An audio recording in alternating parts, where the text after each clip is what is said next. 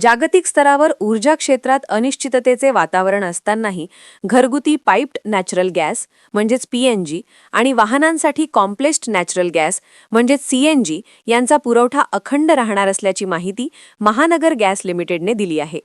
9 मार्च 2026 रोजी जारी करण्यात आलेल्या नैसर्गिक वायू पुरवठा नियमन आदेशानुसार घरगुती पीएनजी आणि वाहतूक क्षेत्रासाठी सीएनजी यांना सर्वोच्च प्राधान्य क्षेत्र म्हणून मान्यता देण्यात आली आहे.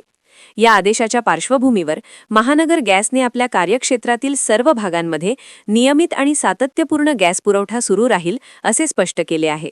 ऊर्जा क्षेत्रातील जागतिक घडामोडी, कच्च्या इंधनाच्या किमतीतील चढउतार आणि पुरवठा साखळीतील बदल यामुळे ग्राहकांमध्ये अनेकदा संभ्रमाचे वातावरण निर्माण होते.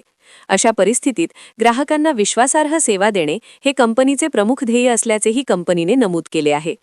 मुंबई, ठाणे, नवी मुंबई आणि परिसरातील लाखो घरांमध्ये पाईपलाईनद्वारे पीएनजीचा पुरवठा केला जातो.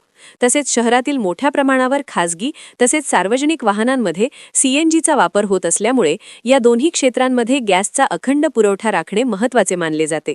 महानगर गॅसकडून पायाभूत सुविधा सुधारणा, पाईपलाईन नेटवर्क विस्तार आणि सेवा व्यवस्थापन मजबूत करण्याचे कामही सुरू असल्याची माहिती देण्यात आली आहे.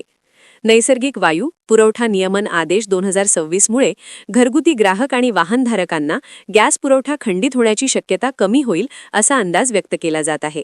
त्यामुळे ऊर्जा क्षेत्रातील बदलत्या परिस्थितीतही ग्राहकांना दिलासा मिळण्याची शक्यता आहे.